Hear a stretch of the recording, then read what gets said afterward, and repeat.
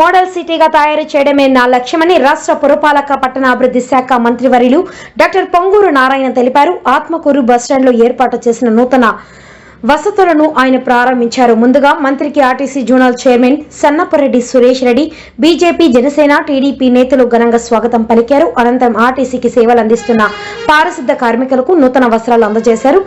వసతుల కల్పనకు ముందుకొచ్చిన దాతలను మంత్రి నారాయణ సన్మానించి అభినందించారు. మంత్రి నారాయణ మీడియాతో మాట్లాడారు. ఆర్టీసీ బస్టాండ్లో నూతన వసతుల కల్పనకు దాతలు ముందుకు రావడం శుభ పరిణామమని, ప్రయాణికులకు స్వచ్ఛమైన నీరు అందించేందుకు ఆర్ఓ ప్లాంట్ ఏర్పాటు చేసిన Medicover group chairman doctor Anil కృష్ణారెడ్డికి ధన్యవాదాలు తెలిపారు.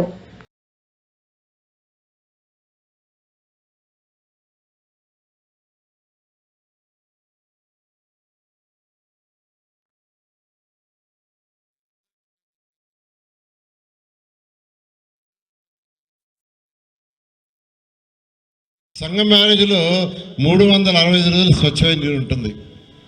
అదేవిధంగా దోమల్లే నగరం కావాలంటే అండర్ గ్రౌండ్ డ్రైనేజ్ పూర్తి కావాలి.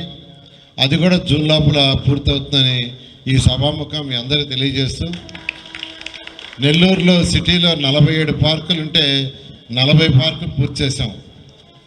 మరొక 7 పార్కులు ఉన్నాయి, అవి కూడా పూర్తి చేస్తాం. అదేవిధంగా సురేష్ రెడ్డి గారు ఈ ఆర్టీసీ బస్టాండ్ల యొక్క మెరుగులకి అదేవిధంగా ఆయన కూడా కృషి చేస్తూ నేను చేస్తున్నట్టు అనేక మంది దాతల దగ్గర నుంచి రిక్వెస్ట్ చేస్తున్నా. అదేవిధంగా ఈరోజు దాదాపు ఇక్కడ లలితా జ్యువెలరీ కావచ్చు, మెడికవర్ కావచ్చు, అంతకుముందు శుభమస్తు వాళ్ళందరినీ ఆయన రిక్వెస్ట్ చేసి జైన్ వాళ్ళని కూడా యాక్చువల్గా జైన్ వెల్ఫేర్ అసోసియేషన్ వాళ్ళందరినీ రిక్వెస్ట్ చేసి ఇంత ఎత్తున ఈ కార్యక్రమాన్ని ప్రజలకి అన్ని సౌకర్యాలు ఉండేటట్టుగా మీకు అందరికీ తెలుసు చేశారు.